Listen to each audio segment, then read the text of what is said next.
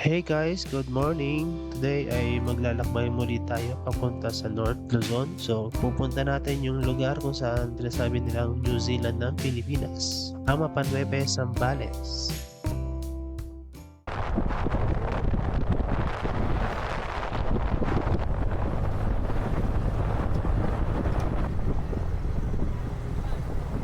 Ang daan papuntang Mapanwepe, Zambales ay medyo quite challenging kasi rough road siya, paputik, and yung dadaanan natin lugar is puro mga lahar. Saan yung papuntang Mapanuepe? Opo yan. Diretso na po yan. Bakit na. Ilang beses mang sumemplang, nang sumemplang, nang sumemplang. Umuulan po ngayon. Ayan. Hindi kami makapag-setup ng aming mga gamit. Toasted pandesal. Kain mga sir. At kung paano kami nakasurvive, syempre pauwi dahil sa sama ng panahon. At ito naman ang iyong makikita at may experience. Worth it lang na maghirap, mapagod, at mahirapan. Worth it pa din. Yung ganda ng lugar. So, samahan niyo kami sa aming biyahe today. Let's go! Ano mga sir? Ay, ang dilim ah. Uy, ang dilim. Mukhang hindi maganda ang panahon ngayon. Kaya pupunta kayo mga sir sa Talmas City ng Zambales. Nag-start ang ating paglalakbay alas 4 ng umaga. Ang pinaka-start ng travel is dito sa Tanza, Cavite.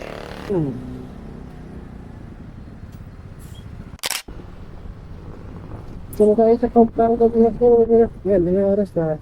34, ano ba?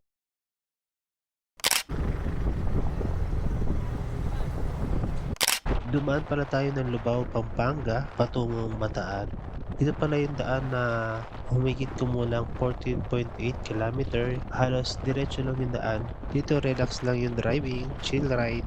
Ganoon lang, pupogi lang yun. Dinalapihan na tayo mga sir, bataan na.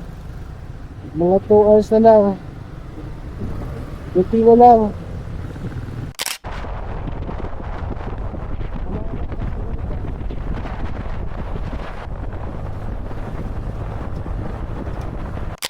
Welcome to Orangka po. Yeah.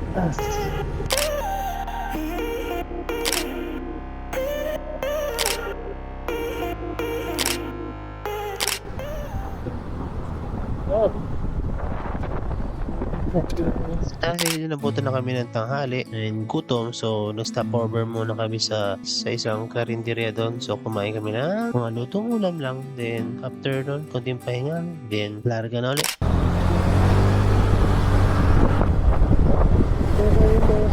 Pagdating namin ng Castillejos, unang kanto kanan, yung madadaanan kayong school. Dire-diretso lang yun. Diba? Saan yung papuntang Mapanuepe? Dito po. Pagpas po lang po dito. Ano ba yun? Dito rin. Opo yan. Diretso na po yan. Bakit na. May mga tour guide naman po dito. Hindi po. Yung akala kong malapit na kami, nagsisimula pa lang pala yung aming biyahe. I mean, totoo, biyahe. Yung namali ka ng liko ng daan kasi wala sa map. Kaya ang ending, na wrong turn kami. So, balik kami sa daan na nilusutan namin. Dito guys, mahirap bumalanse kasi yung dinadaanan is hindi lupa. Purong lahar siya, mapino yung buhangin. So, mahirap kontrolin yung manibela kasi kung may gewang, no? Nagbiwigil. So, kailangan mong doble ingat. Syempre, nakakapa mag-drive kasi baka anytime masemplang or bumagsak. Sa may bandang unahan pala mga sir, may makakasalubong kayo na mga tour guide, mga lokal dito at tatanong sila kung kailangan nyo ng tour guide para hindi maligaw. Ano na sir? Kami naman, gusto namin kasi na ma-explore yung lugar. Kaya din na kami kumuha ng tour guide. Yung ganito experience ba? Yung di ba lang kung isang tapak mo lang nasa ibang universe ka na.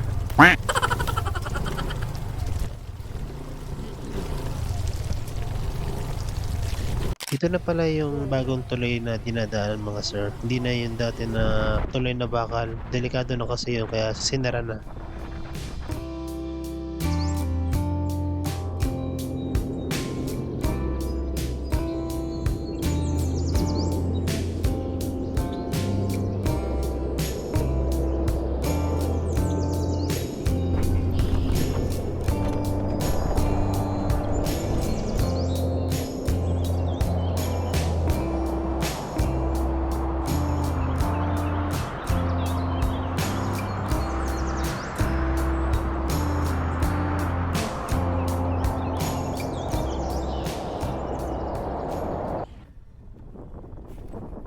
Bukas dito yung daan. Oo, bukas. Hindi po. Dito pa lang kinabahan ako kasi medyo grabe na yung lahar. Mahirap na talaga makontrol yung manibela kasi talagang gegewang-gewang ka na.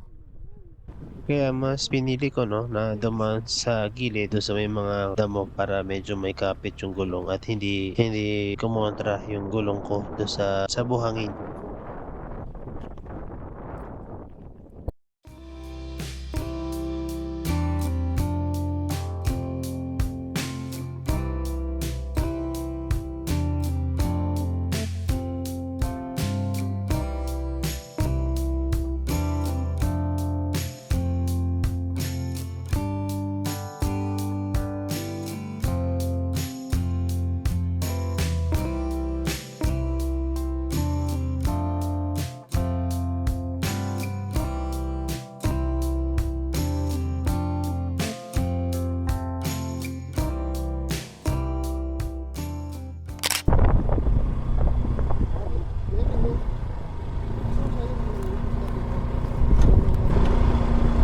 At dito na nga mga sir, sa mga oras na to, di naasahan na dito na pala darating yung unang kalbaryo no, na aming paglalakbay.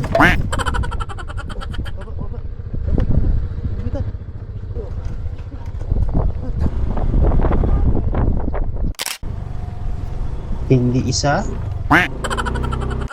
hindi dalawa, hindi tatlo, kundi apat na semplang awit.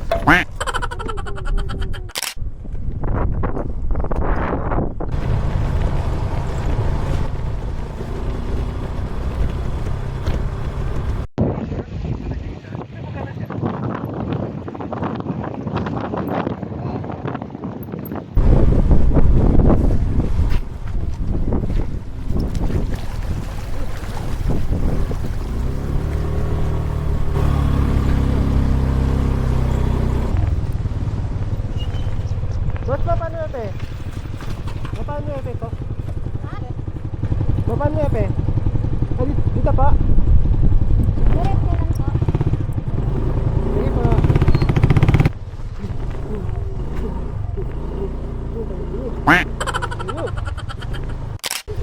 Sa mga oras na to, medyo nag-aalanganin na ako sa daan.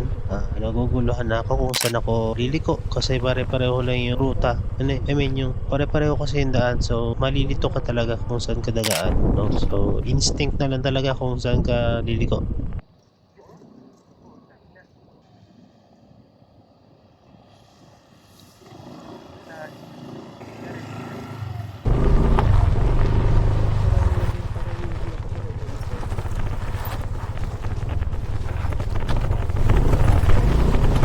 Isa rin sa mga naging palatandaan ko noon na tama yung daan na sinusundan ko is yung mga sumasalubong sa amin ng mga sasakyan. Kasi alam ko galing sila doon sa lugar na pupuntahan namin. And also, yung mga signboard, kung ano yung mga nakikita namin signboard, no, doon kami pumupunta. So, kung ano yung mga nakikita namin signboard, yun, doon kami tinuturo. So, tama yung dinadaanan namin.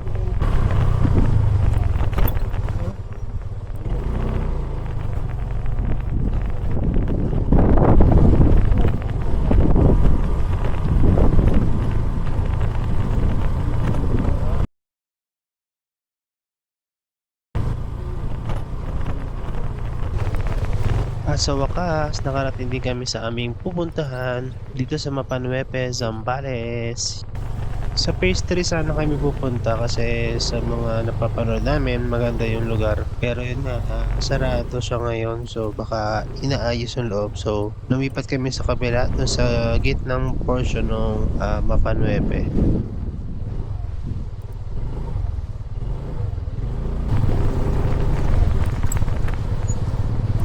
Nagtanong-tanong din muna kami bago tumuloy pumasok kung mayroon pa ba or marami pa ba available na pagtatayo ng tent. And sabi naman nila marami naman daw kasi di pa naman daw peak season so kunti lang yung tao.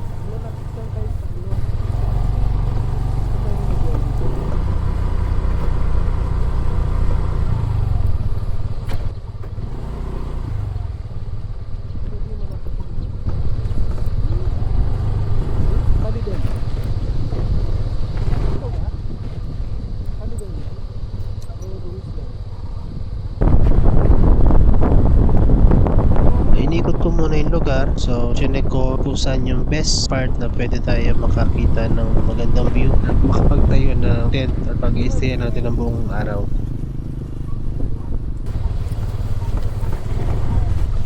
Dumiretso ko sa dulo pero wala akong nakita, medyo sabi ko parang hindi maganda ron so bumalik ako dito sa pwesto na to and yung napili ko yung sa may malapit sa puno.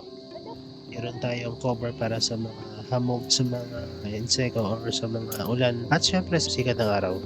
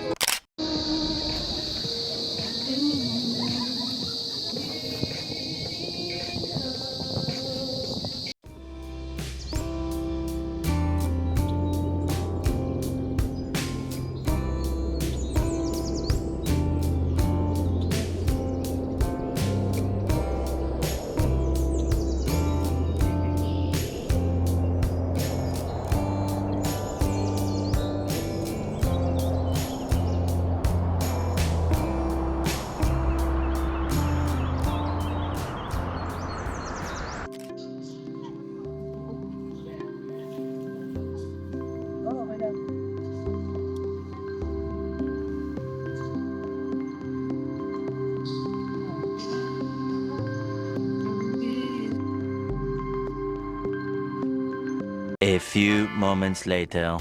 Umuulan po ngayon. Ayan. Hindi kami makapag-set up ng aming mga gamit. Kasi umuulan. Yun lang, awit. Ayan ang aming setup ng tent with the chair and table sa labas. Diyan kami magluluto mamaya. Naglagay din kami ng tolda so nagpatulong kami sa mga katiwala dito. No? So binigyan naman kami ng tolda para additional support sa ulan kasi wala kaming sa ilalim nababasa. Kaya naman sana huwag na umulan para okay yung aming pagpunta dito ma-enjoy. Yun, today magsasaing tayo. Kami dito binili ko sa Shopee. Set nga pala siya, meron siyang takore, pwedeng pertuhan. Bumili na ako ng portable camping stove, saka kasama na pala siya doon sa in-order kong ang to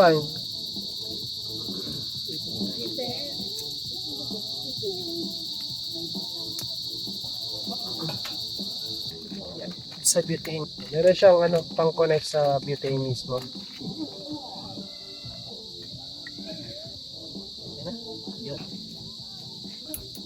Yun. Ganun lang siya. So, ganun lang kadali. So, ilagay na natin ito.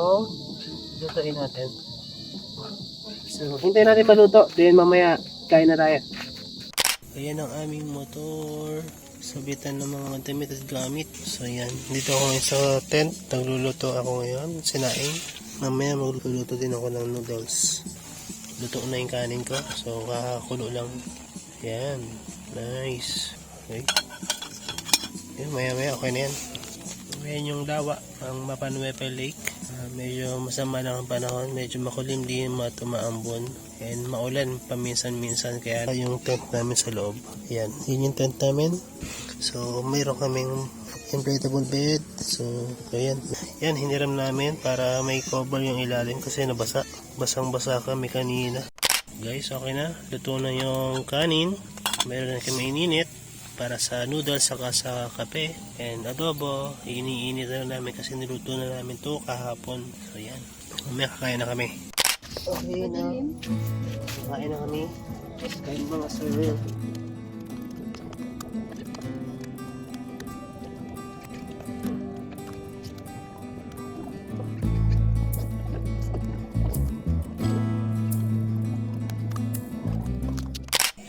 Yung tent namin, may ilaw kami sa labas.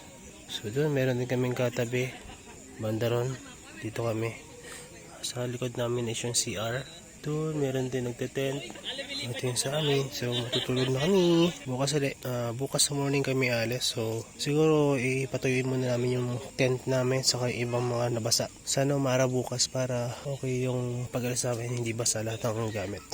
Ito pala yung CR sa phase 4, no? So maliwanag siya kahit gabi. Yung sabi nila, ito lang yung area na yung mga CR is maliwanag. Sa ibang area daw kasi sa phase 3, phase 2, phase 1, hindi mo na makita yung CR sa sobrang dilim. So yan, sa kanila ang ganda. Kitang-kita mo maliwanag din. So, yun.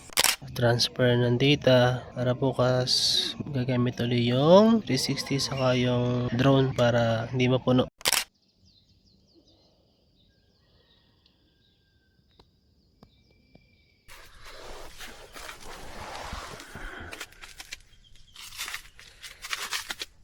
Good morning guys. Ngayon alas 4 ng umaga. Ito ang Mapa Nuepe pag morning.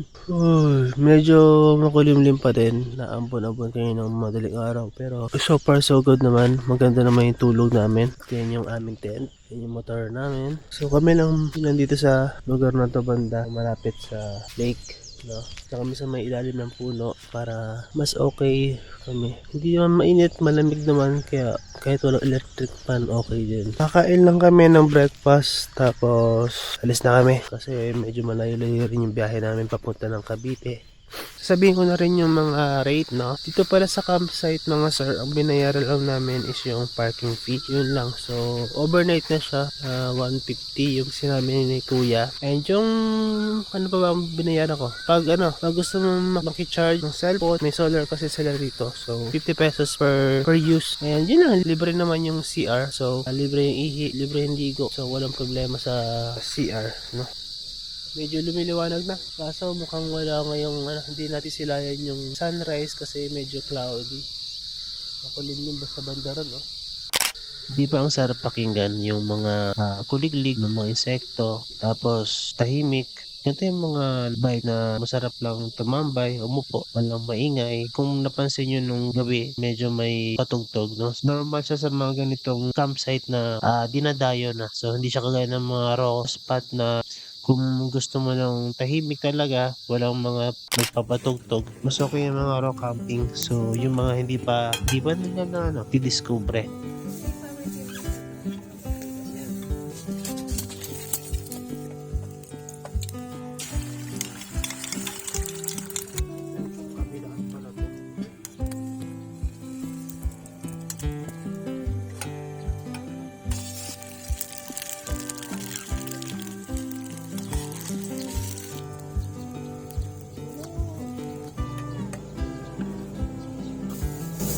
Toasted pandesal.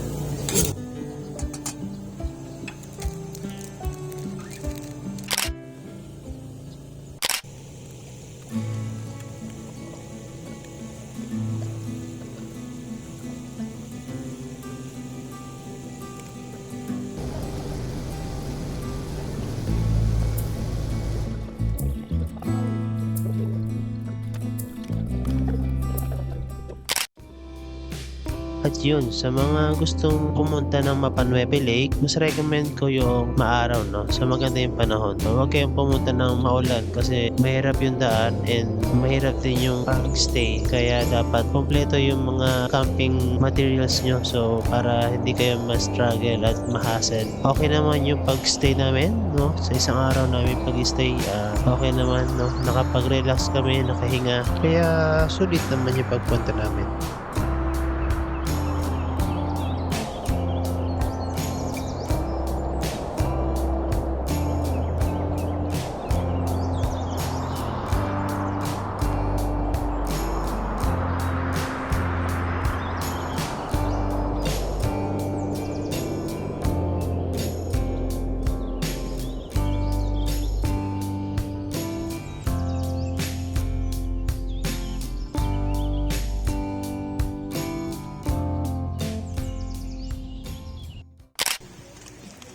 Uulan pa, kung kailan kami paalis na nagpe-prepare pa lang umalis.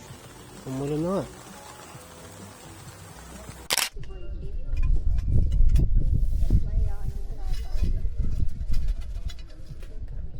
Sa mga oras na to, kami nag-prepare na para umalis kasi gagabihin na kami makauwi pa medyo late pa kami umalis ngayon. Medyo nagbabadya yung sama ng panahon. May pangamba na baka abutin sa daan ng malakas na ulan kasi mas mahirap din naman yung biyahe kapag umuulan kasi basa yung dadaanan natin. Mas mahirap. And yun pa ang problema, no? So, naisipan ko kasi na hindi na magdala ng mga kapote.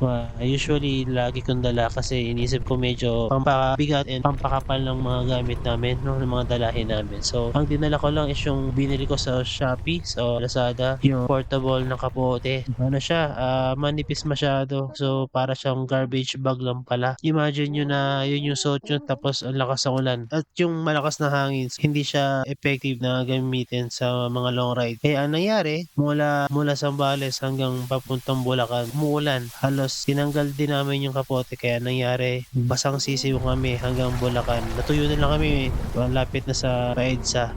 Grabe yung experience pero enjoy pa rin naman kahit may mga ganong mga senaryo. So experience lang din, no? So learn from the experience. First things first, dapat mas importante talaga yung may dala kang magandang kapote. So yun lang.